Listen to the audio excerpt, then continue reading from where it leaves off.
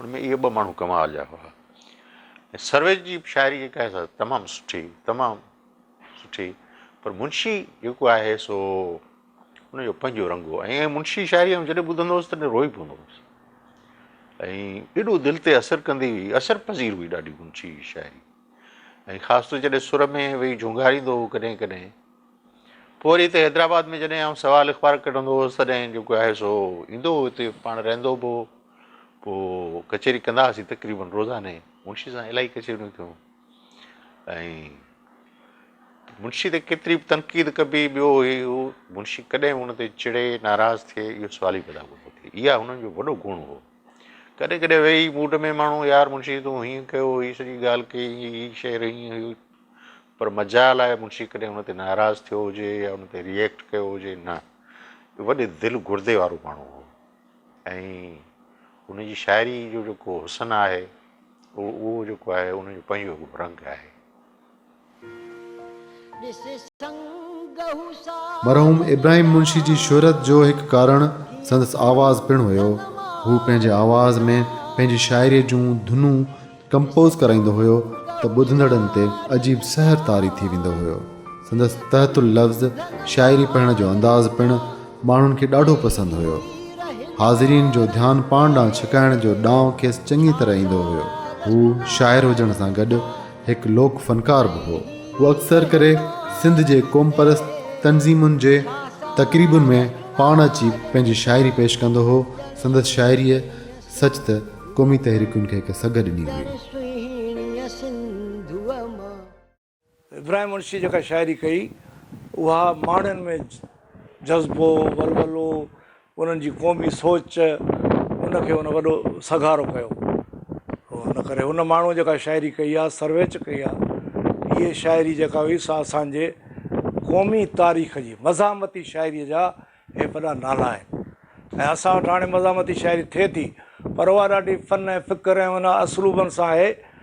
पर असां वटि हाणे वरी शाइर अची विया आहिनि इन रमज़ ते, महबूबा जा नक, महबूबा जा ज़ुल्फ़, महबूबा जी खिल, महबूबा जूं मुर्कूं। पर जेको असांजो मज़ामती शाइरी आहे उहा जेका मुंशी ऐं सर्वेच कई, उहो दौर वरी अलाए कॾहिं ईंदो। मुंशी ज़िंदगी जे आख़िरी सालनि में अक्सर बीमार रहणु लॻो ऐं खेसि 2 दफ़ा दिलि जा दौरा पिणु पिया। 31 जुलाई 2003 ईस्वी ते दिलि जे दौरे सबबि हैदराबाद जे दीवान मुश्ताक इस्पताल में संदसि साह जो धाॻो टुटी वियो ऐं मुंशी सिंध जी मिटीअ सां वञी मिलियो। संदसि गीत अॼु बि सिंध जे हर अगंद ते संदसि आवाज़ ऐं उन जे पड़ाॾनि ऐं मुंशीअ जे यादुनि जी सूरत गूंजी रहिया आहिनि। समाज जी हर बुराईअ, साम्राज जी साज़िश ऐं गुरबत, माण्हुनि जो इस्तेहसाल करण वारनि जे ख़िलाफ़ अॼु बि सरापा एहतजाज आहिनि, जंग जो ऐलान आहिनि। कतियूं कई क़ैद में गुज़रियूं, कतियूं कई क़ैद में गुज़रियूं, चङो चेटनि में मिलंदासूं। सरियां पीला झलींदी गुल, उन्हनि खेटनि में मिलंदासूं।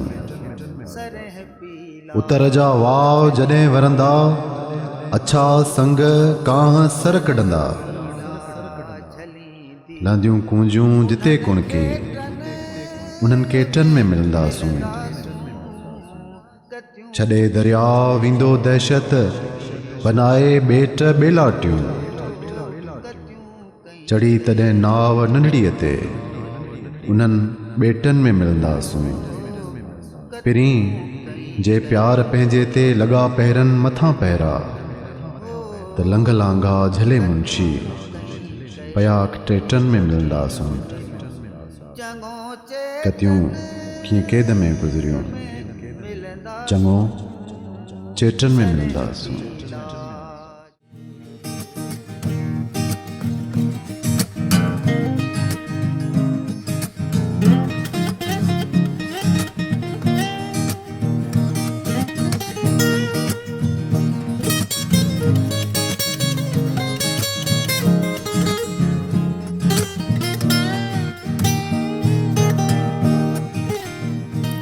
माया न मडी मूं वटि माड़ियूं न की मैला तूं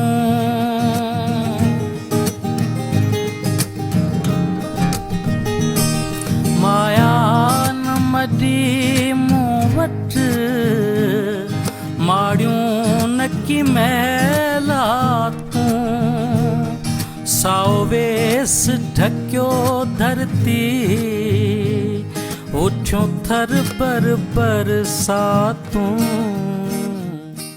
गाए गाए गाइणा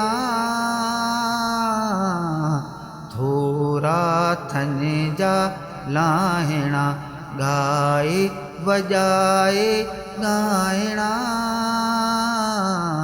थोरा थन जा लाहिणा थोरा थन जा लाहिणा मुंशी मरत मरा शल नखीरा खरा मुंशी मरत मरा शल नखीरा खरा भल प्यो बड़का बरा भल प्यो बड़का बरा बंजर बाग बनाइणा थोरा थन जा लाहिणा गाए गाए गाइणा थोरा थन जा लाहिणा।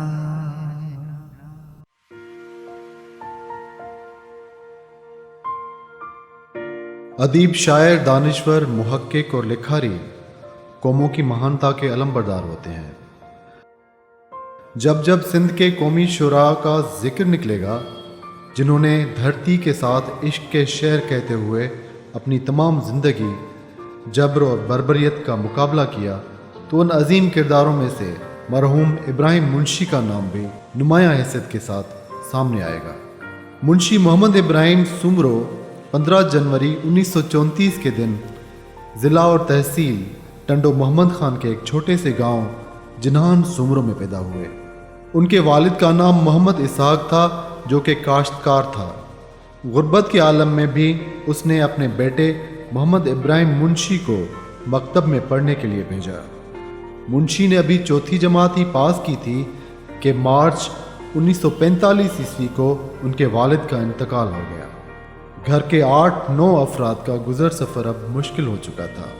इसलिए मुंशी ने प्राइमरी की 5 जमातें पास करने के बाद मेहनत मजदूरी करना शुरू कर दी। उन्होंने अपनी पूरी ज़िंदगी मेहनत मजदूरी करने और ठेकेदारों के यहाँ मुंशीगिरी करते हुए गुजार दी, जिसके सबब उन पर मुंशी का लक़ब पड़ गया। उन मुश्किल हालात से मुतासिर होकर मुंशी ने 1949 ईस्वी में शायरी की शुरुआत की। इब्राहिम मुंशी के बाबा भी शायर थे और मौलूद कहते थे। इब्राहिम मुंशी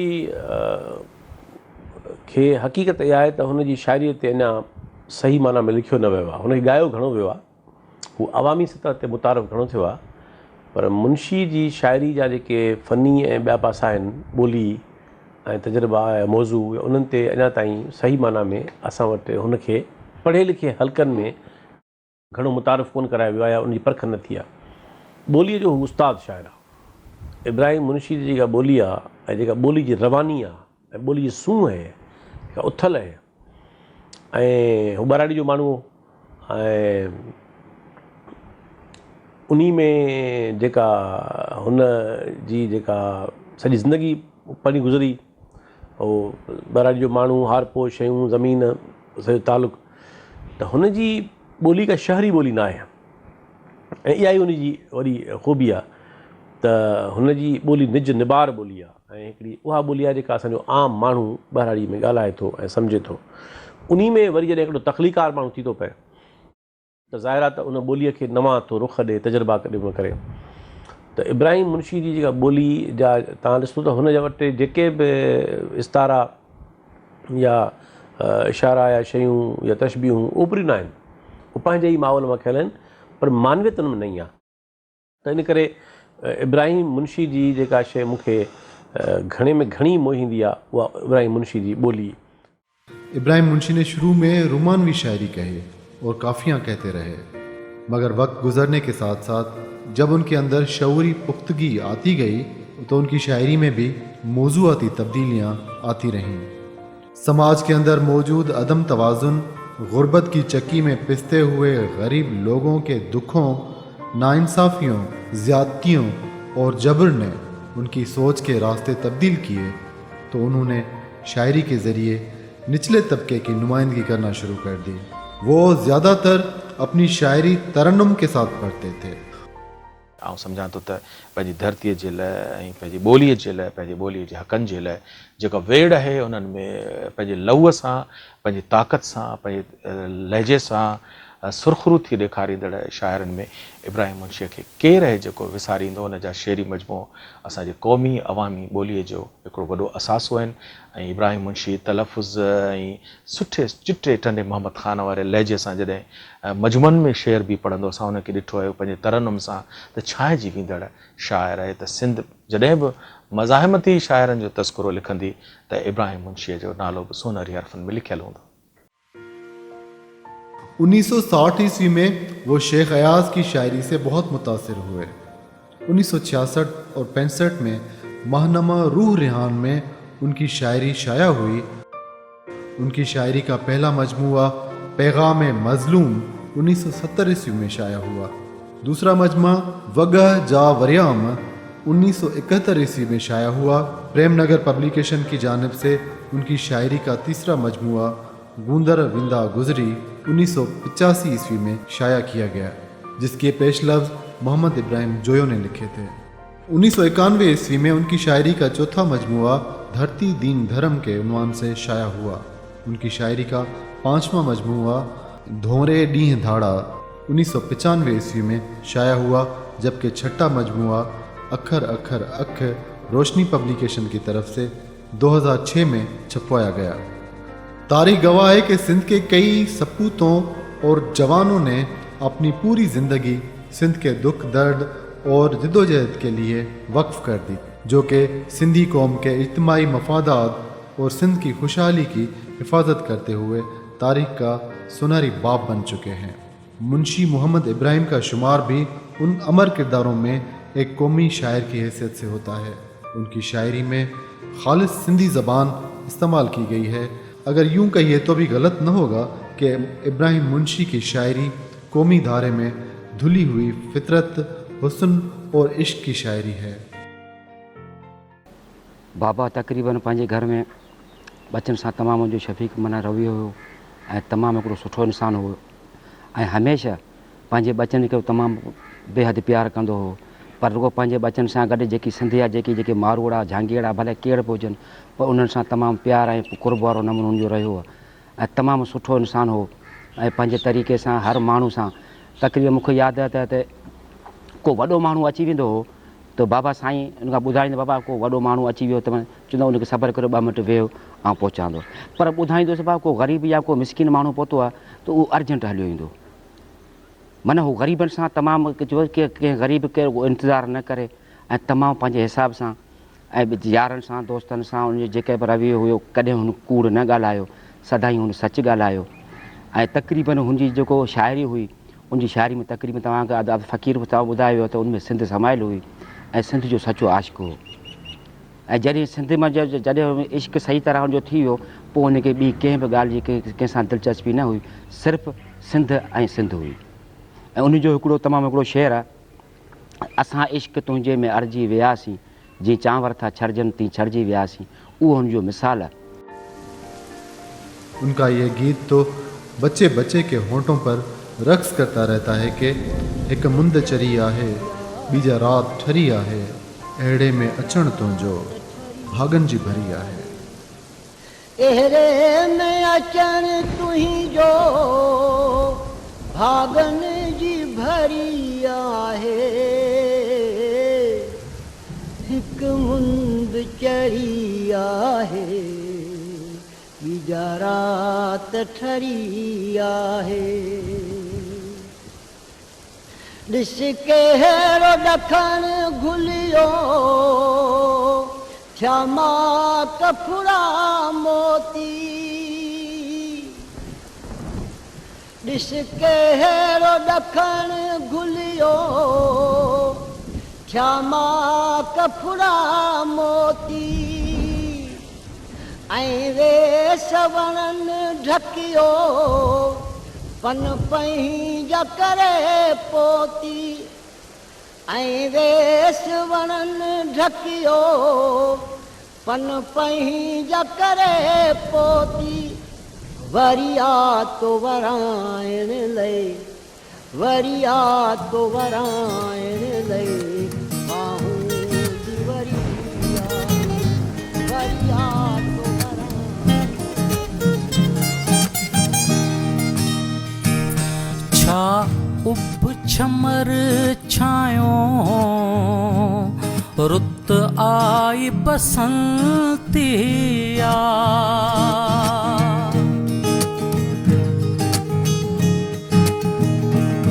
छा उब छमर छायो